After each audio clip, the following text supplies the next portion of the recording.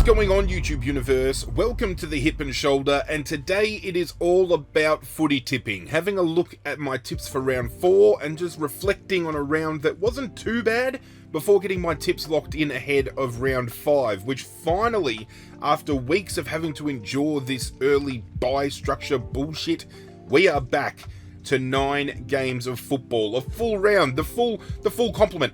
It's back. I'm so excited, because that's how football should be. 9 games every round, every team playing. I'm rambling.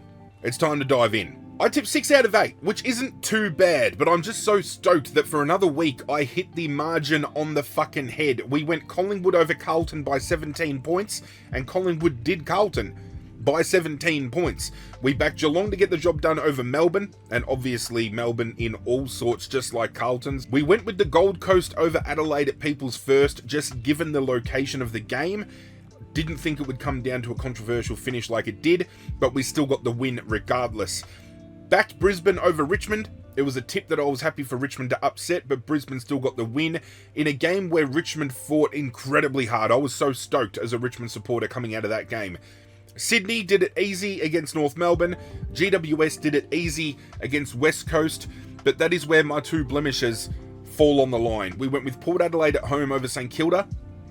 St Kilda proving an upset. I believe it's only the 2nd time that they have knocked off Port Adelaide in Adelaide, which is huge for them as a club. And then obviously the final game of the round, I thought the Bulldogs went into this game with more momentum, but Fremantle managing to get the job done in a contest where they were monstered in free kicks, and there's, still some conjecture going around about an interchange breach, which some are saying was a champion data issue. Some can't really back that up because the AFL hasn't spoken about it. It's very interesting, but overall, 6 out of 8 with the perfect tipping margin. I'll take it. I went full fucking Donald Trump then. I don't know why the fuck I did that, but it happened. 6 out of 8 might have been respectable, but 8 out of 8, the perfect tipping round, happened again in my tipping competition. So congratulations must go to Rue13, Matt B, and Saintly 12, Ben P, for tipping 8 out of 8, a perfect tipping round. Congratulations to you both. And when we draw our attention to the total tips, it is still Jazz Sky 13 leading the charge on 30 tips overall, followed by Sean AE and Skyvo on 29, and then a handful of players following up on that with 28 in 3rd place. Myself, 26 out of 48. I think I moved maybe marginally, and we did pick up a couple of brand new players into the tipping competition this week. And I'm going to say it again. If you guys want to get on board, it is free to do so. No obligation other than having to just put your tips in each and every week. There is a link in the description of this video down below. Follow that link. Use the competition code that is linked down below as well, and you'll get access to the Hip and Shoulders 2025 tipping competition. It is that easy. If only tipping a perfect round for myself was that easy, but apparently it is not. It's something that has eluded me for a very long time. Maybe this week we can turn that around. As I said, round 5, no more early bye rounds, but it's going to be very interesting tipping-wise because there has been some injuries this week that have fallen on the wayside of some teams that I think could tip the balance in certain games. We have Adelaide taking on Geelong at Adelaide Oval, and bearing in mind, round 5, it's gather round, so every single game happening this weekend is happening within South Australia, within Adelaide. The Crows hosting Geelong at home, I feel they have the edge. I just really love what Adelaide have been doing, and it's going to be an interesting battle because I think the hardest part for Adelaide is going to be able to be breaking through that Geelong defense, especially with the interceptability that Geelong have. Young O'Sullivan has really stood tall, especially in the last couple of weeks. Lawson Humphreys is finding his feet. Tom Stewart doing Tom Stewart things. Zach Guthrie, huge game last week. I thought he was best on ground for Geelong by a considerable margin. So you've got those type of players that are going to have to shut down Tex Walker, Riley Thilthorpe, Darcy Fogarty. There's an injury cloud potentially going around Isaac Rankin in this game, so I don't know whether he gets up and plays or whether they rest him. Maybe it might be a good time for him to be rested. But I'm going to go the Crows at home, give them the advantage. Geelong here could very much win this game.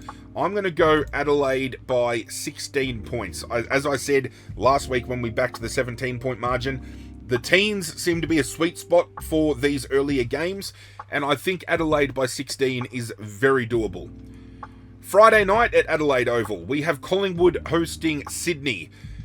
Two interesting prospects here, because you've got Collingwood, who won a very scrappy game against Carlton and had to fight for the win, whereas Sydney played against a North Melbourne that didn't put up much fight at all, not much resistance. So do they come into this game a little bit less, a little bit underdone because of the fact that they didn't really have to work for their win? I think Collingwood at Adelaide Oval is a good pick here. Again, Sydney upsetting Collingwood within the realm of possibility. I'm not at all marking that off. These two teams here could very much win. These two opening games are banger games, especially where the teams are situated on the ladder. You've got Adelaide, who were undefeated heading into last round, who have just copped that controversial 1 point loss. Controversial? Holy shit. That controversial 1 point loss against the Gold Coast last week, whereas Geelong absolutely dismantled Melbourne. So you've got two sides of the spectrum on either side, really. You've got two teams coming into the first two games that won quite convincingly, two teams that had to really scrap it out. Who comes into the game better prepared overall? I think Collingwood has the edge on Sydney, but I could be wrong. Down at Barossa Park on Saturday afternoon, we have North Melbourne hosting the Gold Coast Suns, and I think it's hard to back against the Gold Coast at this point in time. And the Gold Coast are going to be off to a hot start, because not only do they play North Melbourne this week, they play Richmond next week. So they could potentially be going into that undefeated after those handful of games. And if you had told me that they would have had this red hot start at the start of the year, I would have told you to get the fuck out. You're crazy. But it's the conversation we are now having. Carlton hosting West Coast at Adelaide Oval. This has to be the game where Carlton gets up and wins. If they start 0-5 and they lose to West Coast, I feel Michael Voss's job as coach could well and truly be on the table with an axe getting ground on the side. You know what I'm saying? This has to be it. It has to be. If West Coast rock up and do a number on Carlton, there is going to be a riot at Adelaide Oval, and I would hate to be there. At Norwood Oval, Saturday afternoon, we have the Bulldogs hosting Brisbane. I think Brisbane get the job done here against the Bulldogs. I think what's interesting here is both forward lines go in a bit underdone, given the fact that they're missing big men, but I still think forward of the ball, Brisbane are more competent than what the Bulldogs are.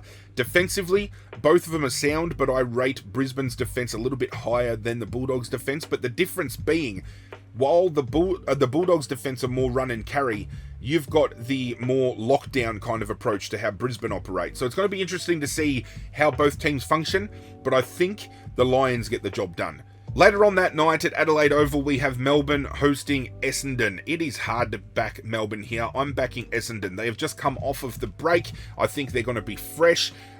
Melbourne are going to have an axe to grind of their own, starting 0-4, and they're going to want to try to find a little bit of continuity back in their game.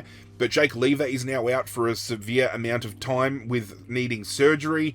We've seen the morale drop of players like Petrarca and Gawn and Oliver. I don't know. This is a club that is against the wall, and sometimes you don't back against clubs against the wall because that's when you feel they might be their most vulnerable, but they come out because they have nothing to lose. But I think here, Melbourne have a lot to lose if they drop this game, and Essendon have everything to gain. I think Essendon get the job done. Richmond, Fremantle, Barossa Park.